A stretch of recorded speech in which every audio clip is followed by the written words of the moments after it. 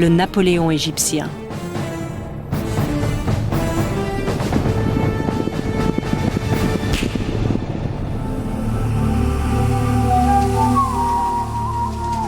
Thèbes, capitale de l'Égypte ancienne.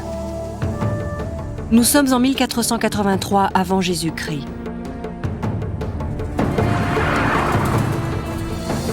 La reine Hatshepsut meurt après 20 ans d'un règne paisible et prospère.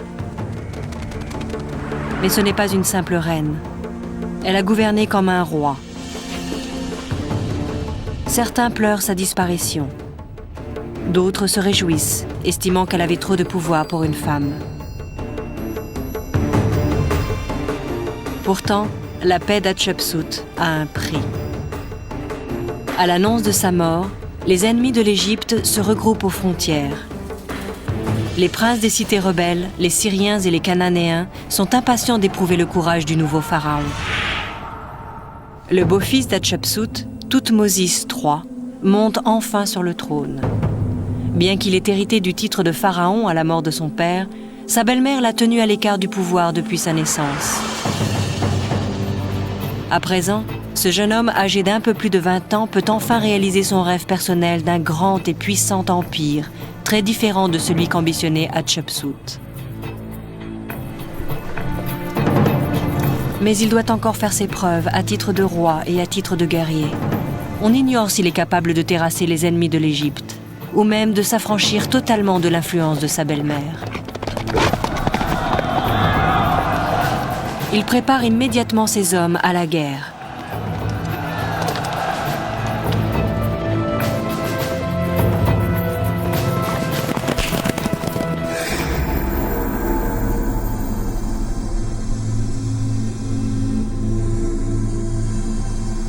« 3500 ans plus tard, Thoutmôsis repose dans un cercueil de verre exposé dans le musée du Caire. Un léger sourire flotte encore sur ses lèvres momifiées. C'est le visage d'un guerrier hors du commun, celui d'un bâtisseur d'empire. Cette momie est celle d'un des plus grands hommes que la Terre ait porté. Cet homme était un guerrier. Aujourd'hui encore, on étudie les campagnes de Thoutmôsis III à l'Académie militaire. C'est pour cela que je tremble quand je le regarde. Je tremble devant la puissance de cet homme qui a véritablement créé l'Empire égyptien.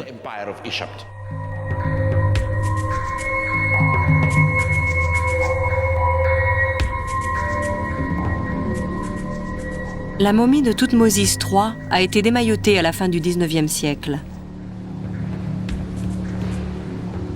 L'archéologue français Gaston Maspero l'a examinée de la tête aux pieds. La tête est séparée du cou, le corps et les 4 membres ont été détachés, les pieds et les bras réduits en fragments. Maspero est conscient que ces mutilations ne sont pas des blessures de guerre, mais l'œuvre des habituels suspects, les pilleurs de tombes.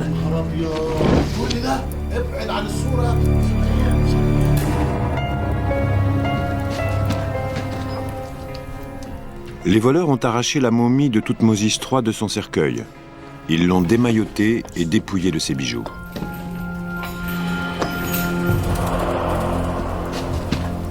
C'est peu après cette découverte que les égyptologues l'ont baptisé le Napoléon égyptien. Comme Napoléon, il sait mener ses hommes au combat et il est avide de conquêtes. Mais contrairement à l'ancien empereur qui a connu des revers et de terribles défaites, Thoutmôsis III n'a jamais perdu la moindre bataille.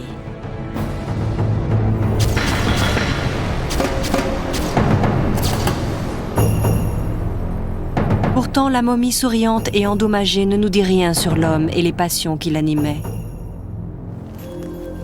Si elle ne parle pas, sa tombe le fera peut-être. La vallée des rois, la demeure d'éternité des plus grands pharaons égyptiens.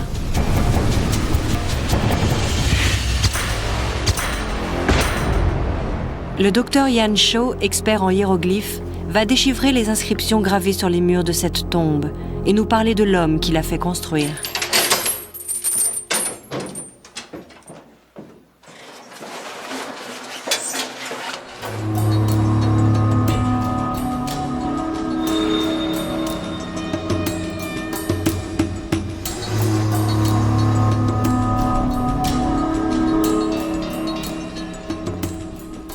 Ce qui me frappe le plus ici, c'est la fraîcheur et la spontanéité des inscriptions.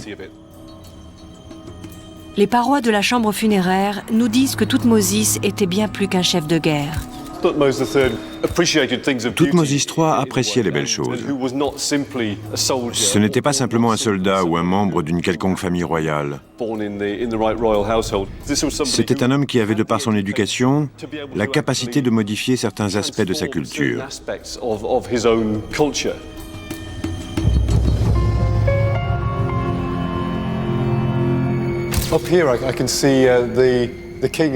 Là-haut, je vois le roi lui-même. Cette scène se réfère à la mort du roi et à sa transformation en une version du dieu soleil. Les murs sont recouverts de formules magiques qui doivent lui faciliter le passage vers l'au-delà. Les pharaons ne se considéraient pas comme de simples rois. Ils étaient des dieux destinés à la vie éternelle. Mais au début de sa vie terrestre, le jeune Thoutmôsis n'avait probablement rien de divin. Il est né dans un monde régi par sa belle-mère, Hatshepsut, la grande épouse royale de son père, Thoutmôsis II. Sa mère naturelle occupait une position mineure dans le harem du pharaon. Elle n'avait pas de sang royal, contrairement à Hatshepsut. Certains estiment que même pendant le règne de son époux, Hatshepsut disposait d'un trop grand pouvoir. À la mort de Thoutmôsis II, son fils lui succède. Comme ce n'est encore qu'un enfant, sa belle-mère exerce la régence et gouverne à sa place. Elle en profite pour réaliser ses ambitions personnelles. Elle envoie des explorateurs dans de lointains pays pour qu'ils en rapportent des huiles, de l'encens, des parfums et de l'or. Elle fait construire d'immenses temples et de grands monuments. Un an après le début de sa régence, elle commet l'impensable. Elle prend le titre de pharaon. Aucune reine n'a osé le faire, d'autant que l'héritier légitime de la couronne est encore en vie. Elle s'habille comme un roi, porte des vêtements masculins et la fausse barbe traditionnelle du pharaon. Les sculptures et les gravures la représentent sous la forme d'un homme. Pour les Égyptiens conservateurs, c'est un comportement scandaleux. Face à l'autorité exercée par sa belle-mère, le jeune Thoutmôsis doit trouver un moyen d'exprimer son talent. Il se tourne vers les arts militaires. Abandonnant le confort et les intrigues de la cour royale, il devient un soldat et un chef.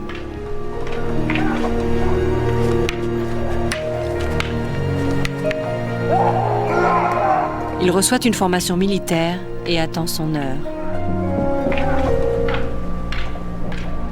Hatshepsut meurt en 1483 avant Jésus-Christ. On ignore encore la cause de sa mort. C'est l'un des mystères non résolus de l'Égypte ancienne.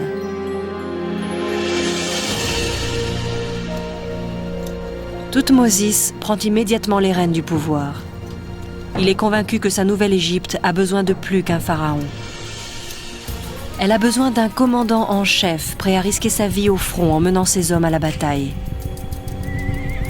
Pour réprimer la rébellion qui couve à sa frontière septentrionale, il avance avec une armée d'environ 20 000 hommes jusqu'en Palestine.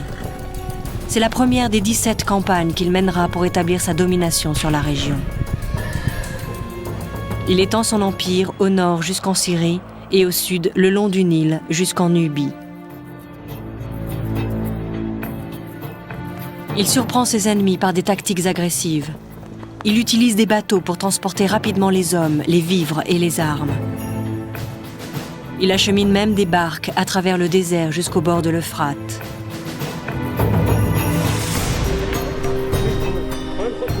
Mais il a aussi recours à des tactiques plus modernes. Il utilise un réseau d'espions pour collecter des renseignements.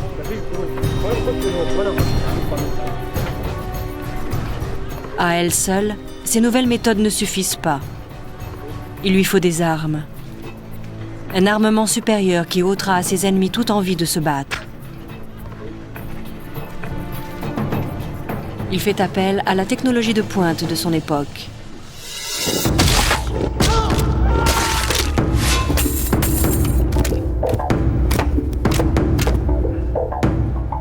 De quelles armes dispose-t-il?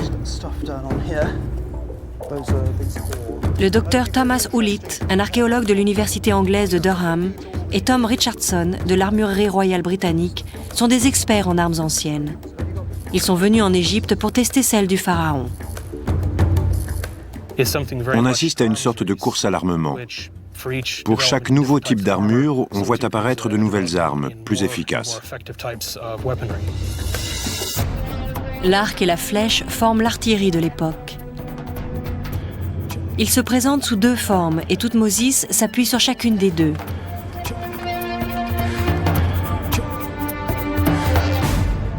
L'arc ordinaire est constitué d'une baguette de bois terminée en pointe et encordée de boyaux tressés. C'est une arme facile à produire à grande échelle et Toutmoses en équipe la plupart de ses fantassins. Chaque archer peut envoyer une volée d'une dizaine de flèches à pointe de bronze à la minute. La pluie de flèches transperce les chairs et fracasse les os. Pour améliorer l'efficacité de ce type d'arme, Toutmoses met à profit les dernières innovations techniques. C'est ainsi qu'apparaît l'arc composite, constitué de plusieurs couches de bois, de tendons et de cornes d'animaux, qui lui donnent plus de force et d'élasticité. Mais il coûte cher. Seuls les officiers et les auriges, les conducteurs de chars, en sont équipés. Il est capable d'envoyer une flèche sur une cible située à plus de 300 mètres de distance, 2 fois plus loin qu'un arc ordinaire. En ayant recours aux deux types d'arcs, Toutmoses peut attaquer ses adversaires aussi bien de près que de loin. Un millier d'archers disposant chacun de 2 douzaines de flèches qu'ils peuvent tirer en 2 minutes équivalent à 24 000 missiles meurtriers. L'ennemi n'a aucun moyen d'y échapper.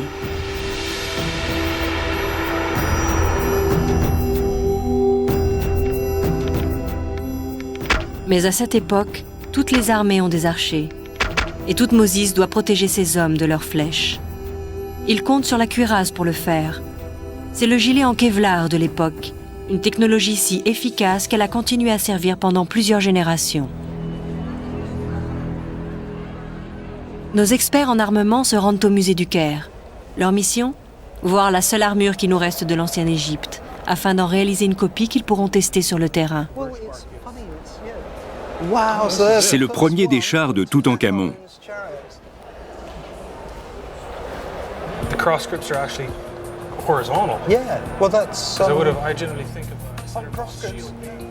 Cette armure appartient à l'un des plus célèbres pharaons de tous les temps, l'enfant roi, Toutankhamon.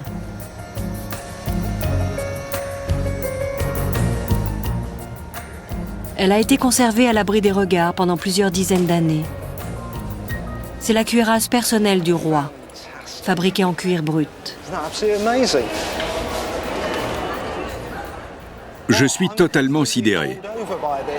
C'est fabuleux d'arriver dans un endroit comme le musée du Caire, de faire ouvrir un placard et de voir un objet qui n'a été vu par pratiquement personne et qui vous permet d'avoir un contact presque intime avec un homme mort il y a 3500 ans. Ce genre de cuirasse protégeait les fantassins de Toutmoses sur le champ de bataille.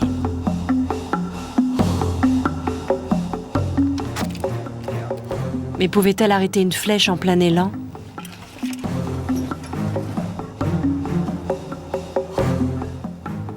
La meilleure façon de le découvrir est de la tester sur le terrain.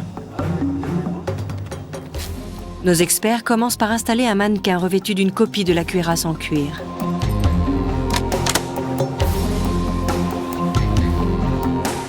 Le fantassin n'a aucune chance. La flèche transperce facilement l'armure et le mannequin jusqu'à l'os. Elle a touché l'os. Oui, elle s'est plantée dans l'os. Une armure ne garantit pas l'invulnérabilité de celui qui la porte. Elle sert juste à garder le soldat le plus longtemps possible sur le champ de bataille. Ils s'intéressent ensuite à ce qu'auraient porté les gradés et les auriges au cours des combats. Un corselet plus lourd, formé d'une couche de cuir recouverte d'écailles de bronze. C'est bien, non? Il n'y a aucune trace de pénétration. On n'aurait rien senti. Un officier revêtu de cette cuirasse aurait survécu. La combinaison du cuir et du bronze est beaucoup plus efficace que le cuir utilisé seul. Il passe maintenant aux armures en bronze, portées uniquement par les généraux. En quoi sont-elles différentes? Une armure en bronze comme celle-ci est voyante, bruyante et lourde.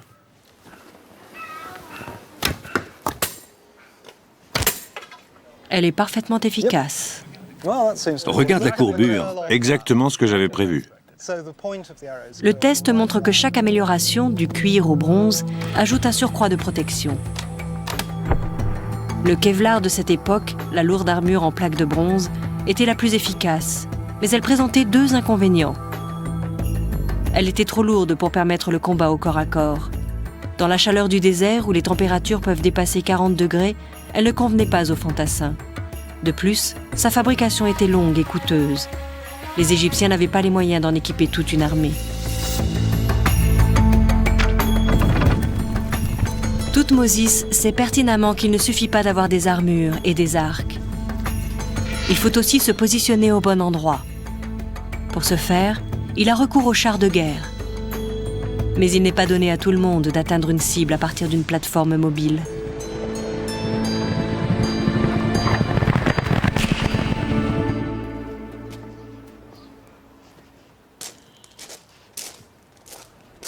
À l'époque de Thoutmôsis, une révolution dans l'art de la guerre balait tout le Moyen-Orient. Il est impossible d'évaluer les transformations qui se sont opérées en Égypte à la fin de l'âge de bronze. L'arc composite et le char sont des armes qui ont radicalement modifié la tactique de guerre des Égyptiens. Les dernières avancées techniques permettent la fabrication de chars plus petits, plus légers et plus rapides. En dotant les roues de 6 rayons au lieu de 4, on les rend plus solides et plus faciles à manœuvrer. Mais l'acquisition de la vitesse se fait aux dépens de la stabilité. Un archer peut-il atteindre sa cible à partir de cette petite plateforme lancée à toute allure? On va essayer de tirer des flèches à partir d'un char en mouvement pour évaluer le degré de difficulté. Aucun de nous deux n'est monté sur un char auparavant. On a tiré au sort et il a perdu. Bon, voyons ce qui se passe. Des roues en bois, aucun amortisseur, des chevaux lancés au galop sur un terrain accidenté. Cela semble facile sur les bas-reliefs. Mais Tom peut-il toucher sa cible, flèche après flèche? J'ai attaché des cordes en espérant que cela améliorera la stabilité. Dans l'Antiquité, je serais associé à un conducteur de char que je connais depuis longtemps. Il me serait facile de lui dire plus vite, moins vite, c'est trop accidenté, là c'est assez plat. Il saurait instinctivement où se positionner pour m'offrir la meilleure ligne de visée. Évidemment, dans le feu de l'action, ils avaient intérêt à former une équipe soudée. C'est incroyablement difficile. On va faire un autre essai, on verra bien ce qui se passe. Cette fois, il touche sa cible, encore et encore. Si Tom y arrive au bout d'un seul essai, imaginez ce que pouvaient faire des centaines d'origes entraînés à cet exercice. L'affrontement devait être terrifiant et meurtrier. Nous parlons de centaines de chars qui avancent tous en formation serrée et font pleuvoir des flèches, ces redoutables flèches à pointe de bronze.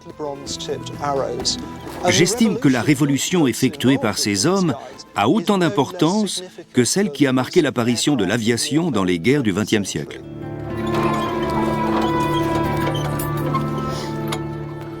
En dépit de la présence des chars à l'époque de Thoutmôsis, la plupart des combats s'effectuent au corps à corps. Pour s'assurer que ces hommes auront l'avantage sur le champ de bataille, Thoutmôsis veille à ce que son armée dispose d'une arme de choix, la hache d'armes.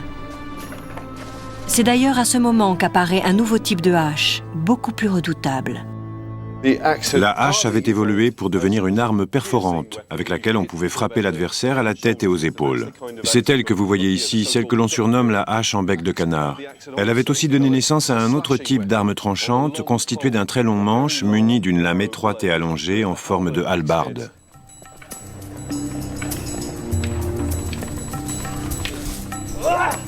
les fantassins font des ravages avec les deux types de haches.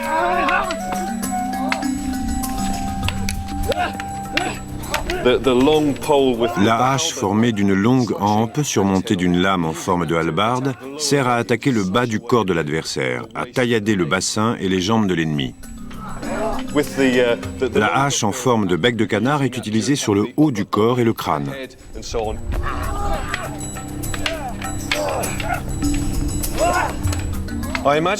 J'imagine qu'on préférait avoir recours à ce type de hache dans la deuxième phase de combat, quand on envoyait les fantassins tirer profit de la confusion créée par les volées de flèches qui venaient d'être tirées.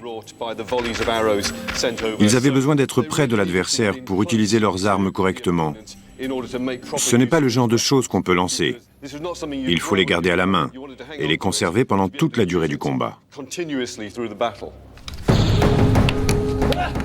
La hache était meurtrière et le spectacle de milliers d'armes similaires devait être terrifiant.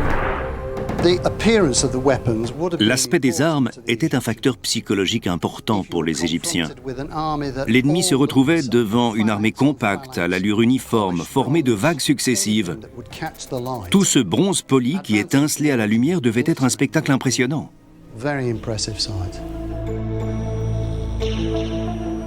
John Manwaring est un spécialiste des armes anciennes en bronze. La condition requise avec ce type d'arme conçue pour le combat au corps à corps est la confiance absolue dans le groupe. C'est une expérience très éprouvante pour ces hommes qui n'ont que des armes manuelles. Pas de chars, les chars de guerre sont positionnés ailleurs, les archers se sont retirés, ils sont seuls contre l'adversaire. Ce devait être l'horreur absolue. Imaginez-vous attaquant un ennemi que vous devez poursuivre au sommet des collines, sur les versants des montagnes. C'est une expérience sinistre et terrifiante pour celui qui se retrouve en première ligne, hachant et découpant tout ce qui passe à sa portée. Le manche de la hache est très court, il faut être très près de son adversaire. On le voit, on le regarde dans les yeux avant de lui asséner le coup fatal. Des flèches. Des armures, des chars, des haches.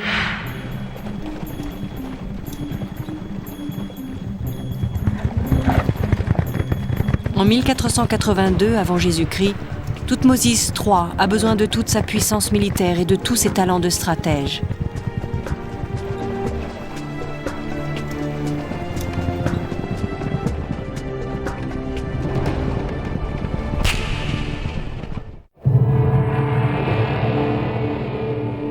Moins d'un an après son accession au trône, les princes des provinces du Nord forment une coalition contre l'autorité égyptienne. La situation est critique. Les Égyptiens pourraient se voir interdire l'accès à une grande route commerciale d'une importance vitale pour leur économie. Pour un souverain ambitieux, désireux d'étendre son hégémonie, le choix est simple. Contrairement à sa belle-mère, Thoutmôsis n'a pas l'intention de sacrifier le pouvoir au maintien de la paix. Le pharaon rassemble plusieurs dizaines de milliers d'armes, un énorme stock de provisions et une vingtaine de milliers d'hommes. Partant d'une forteresse située à la frontière de l'Égypte, il atteint Gaza en 11 jours. Puis il marche pendant 120 km en direction de la ville de Megiddo. Bien que son armée soit formée de soldats professionnels, la plupart des fantassins sont des hommes issus de familles pauvres qui se sont engagés dans l'espoir de profiter des pillages. Quiconque survit au combat peut espérer rapporter de l'or, du bétail, des chevaux et même des femmes. À ses troupes, Thoutmôsis a joint un scribe, un reporter royal qui rendra compte de la bataille. Comme les grands chefs militaires qui le suivront, Jules César, Alexandre le Grand ou Napoléon, Thoutmôsis a conscience du pouvoir de la parole écrite et veut s'assurer qu'il en a le contrôle. Son scribe, Djanouni, attaché à l'état-major, devient le premier reporter de guerre de l'histoire. Son récit est publié sur les parois du temple d'Amon à Karnak, la capitale. Les sujets de Thoutmôsis l'ont lu, comme Yan Cho aujourd'hui. Djanouni a accompagné les armées de Thoutmôsis III. On peut dire que c'est le premier correspondant de guerre, le premier journaliste intégré qui a suivi les militaires tout au long de leurs 17 campagnes notant les détails des mouvements des troupes, de la stratégie du roi, etc. Les carnets de bord de Giannuni forment la base de ces annales. C'est beaucoup plus qu'une suite d'inscriptions gravées sur la pierre. C'est un compte-rendu rédigé par un homme qui tentait tant bien que mal d'éviter les flèches, non loin du char royal. Le scribe faisait office de reporter de guerre et d'attaché de presse. Ses récits décrivent la plus célèbre bataille de Toutmosis, un affrontement épique qui a pour cadre une ville du désert appelée Megiddo. La cité est située sur une importante route commerciale, la seule voie d'accès aux richesses du Nord. Megiddo a une telle importance stratégique qu'elle sera l'objet de combats acharnés pendant encore plusieurs siècles. Nous la connaissons aujourd'hui sous le nom d'Armageddon. À un moment donné, ils se sont rendus compte que pour avoir une chance de progresser, ils devaient prendre Megiddo. Sous la direction des Cananéens, les forces rebelles prennent position à l'extérieur de la ville fortifiée. Une aile au nord, une autre au sud. L'armée égyptienne n'a pas rencontré d'ennemis importants depuis plus de 20 ans. C'est toute une génération de soldats qui n'a jamais été au combat. Mais Toutmosis ne peut pas se permettre d'attendre. Avec son armée, il entame une marche forcée à travers le désert, au rythme de 25 km par jour, pour réduire la distance qui le sépare des rebelles. Dans la ville de Yehem, près de Megiddo, Toutmosis réunit ses généraux et ses hauts fonctionnaires en conseil. Il a beau être le pharaon, c'est lui qui mènera ses hommes à la bataille. 3 routes donnent accès à Megiddo. Celles du nord et du sud sont plus longues, mais carrossables. La 3e, qui est aussi la plus directe, est encaissée et étroite. Mais elle coupe à travers les collines pour aboutir directement sur le champ de bataille. Ses généraux lui conseillent de prendre l'un des 2 premiers itinéraires. Mais Toutmosis, convaincu que l'ennemi s'attend justement à ce qu'il prenne cette décision, fait un choix téméraire. Son scribe, Giannuni, affirme dans son compte-rendu que Toutmosis a dit à ses soldats « Je suis le fils bien-aimé du dieu Ré, loué par mon père, le roi des dieux, Amon. Je prendrai la voie étroite. Que ceux qui le veulent me suivent. Suivez votre roi. » À quoi ses troupes auraient répondu « Nous sommes à la suite de ta majesté, en tout lieu où tu iras. »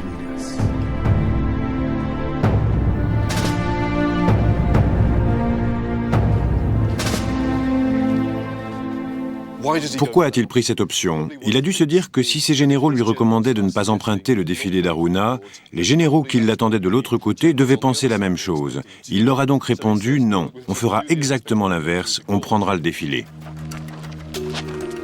C'est un plan audacieux. Toutmosis va exposer ses hommes en les faisant progresser sur une seule file à travers la montagne. S'ils sont repérés, ils seront incapables de se défendre. Toutmosis en personne marche à leur tête dans l'étroit passage. Un cheval après l'autre, un homme après l'autre, marchant dans les pas de Sa Majesté.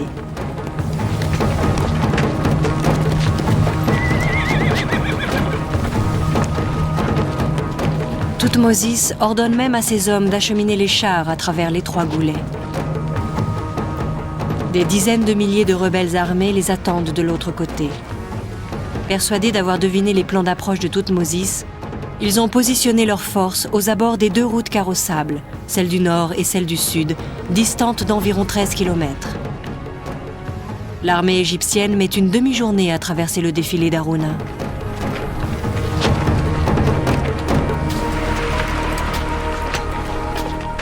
Lorsqu'elle débouche dans la plaine, elle n'est qu'à 1600 mètres de Megiddo. Elle prend position à la sortie du défilé et le soir venu, s'infiltre entre les 2 ailes de l'armée rebelle. Le lendemain matin, les troupes cananéennes sont stupéfaites de voir cet adversaire qui semble sorti de nulle part.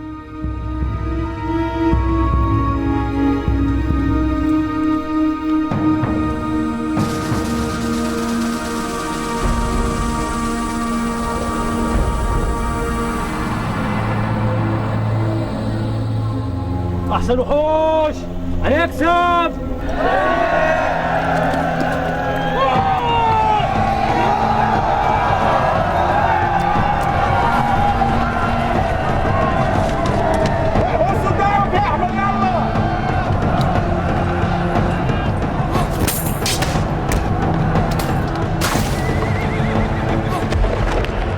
Elles sont encore plus sidérées quand elles voient Thoutmôsis III mener la charge dans son char en or. Les Cananéens et les rebelles ont tôt fait de prendre la fuite. Djanouni écrira « Comme terrifiés par les esprits, ils abandonnèrent leurs chevaux et leurs chars d'or et d'argent. » Il faut savoir que la plupart de ces soldats étaient analphabètes. Ils n'ont pas laissé de récit personnel sur le déroulement des actions. De sorte que les textes inscrits sur ces bas-reliefs sont les seuls témoignages que nous ayons sur la façon dont ils ont vécu les combats. On voit ici des soldats tombés à terre, sur le point d'être écrasés sur les roues des chars ou piétinés par les sabots des chevaux. On voit même des corps enchevêtrés dans les rayons des roues.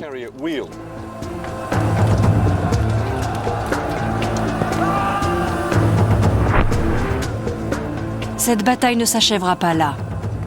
Au lieu de poursuivre l'ennemi dans sa fuite, les soldats de Thoutmôsis s'arrêtent pour dépouiller les cadavres. Ce délai permet aux Cananéens de se regrouper à l'intérieur de la forteresse. Thoutmôsis est furieux. Il est forcé d'assiéger la ville. Les Égyptiens encerclent Megiddo dans le but de l'asphyxier lentement. Le siège dure près de 7 mois. Quand la forteresse tombe enfin, ses habitants et leurs possessions sont livrés au pillage. On ne faisait pas de sentiments. L'important était de dépouiller les morts et les blessés afin de récupérer la plus grande quantité possible d'armes et de matériel qui pourraient s'avérer utiles pour la suite de la campagne.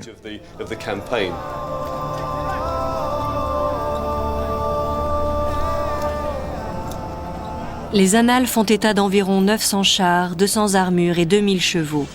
Des milliers d'hommes sont tués.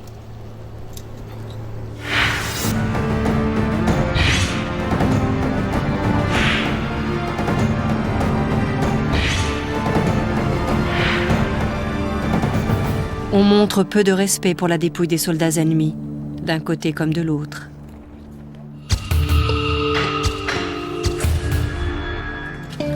Dans cette grotte, le docteur Zahi Hawass nous montre le traitement réservé à un soldat égyptien mort au combat plusieurs siècles avant l'avènement de Thoutmôsis. On peut imaginer la scène dramatique qui a eu lieu ici il y a plus de 3900 ans. Si on pouvait se transporter à cette époque, on verrait ces 60 valeureux guerriers. Ils ont trouvé la mort en se battant pour l'Égypte et le roi les a honorés en les enterrant ici. Ce sont les ossements de soldats égyptiens ordinaires, marqués à jamais par le combat.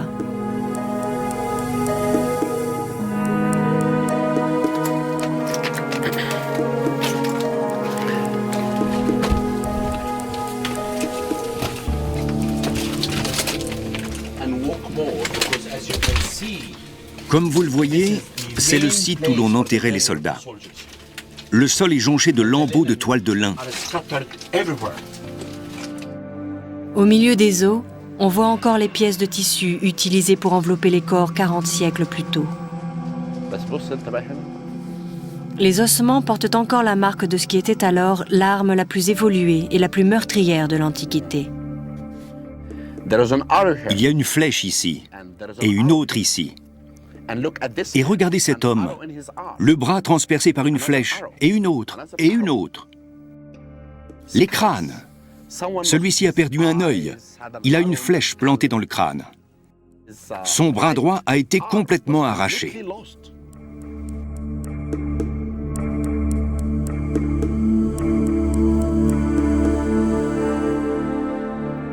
Les os sont des preuves directes. Mais les bas-reliefs et les inscriptions nous révèlent d'autres détails sur les conséquences meurtrières du contact du métal sur la chair et les os.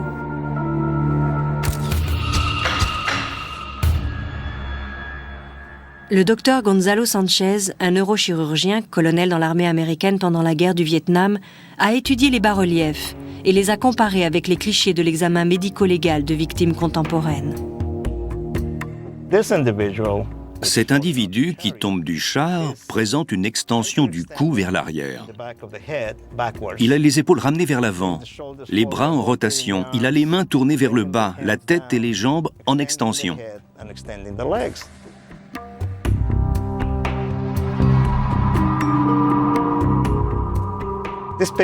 Cette photo montre une personne qui, à la suite d'un traumatisme, a eu le cou en extension, les épaules ramenées vers l'avant, les bras en rotation et les mains en position fléchie. Ce que l'on pourrait prendre pour des dessins grossiers sont en fait des reproductions anatomiquement fidèles de soldats agonisants, gravés dans la pierre il y a plus de 3000 ans. Si vous étiez touché à un membre, vous aviez des chances de survivre. Mais si vous étiez touché au niveau d'une cavité, que ce soit la cavité crânienne, abdominale ou thoracique, vous aviez toutes les chances de mourir. Si vous ne succombiez pas à une hémorragie, vous succombiez à une infection. La mort touchait les hommes sans distinction de rang. Les fantassins, les généraux et les rois étaient exposés au même risque. Prenez le cas de cette momie, un pharaon nommé Seqenenreta II. Il régnait sur l'Égypte un siècle avant Thoutmôsis III. À cette époque, la nation était en butte aux attaques d'envahisseurs étrangers. Après avoir étudié une radiographie de ses restes, le docteur Sanchez est en mesure de nous révéler les circonstances de sa mort.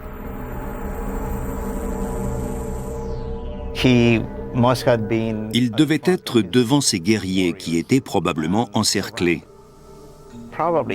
Il a peut-être essayé de repousser du bras le coup qui venait de la gauche. Mais la hache l'a frappé de bas en haut sur le côté gauche et s'est enfoncée suffisamment profondément pour lui briser les os du visage.